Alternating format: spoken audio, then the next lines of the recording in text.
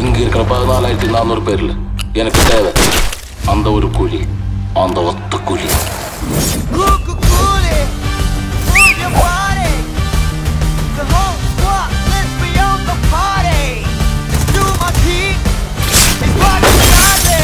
இந்த தேவா பத்தி தெரிஞ்சிருந்தோ என்கிட்டயே விளையாடி இருக்க.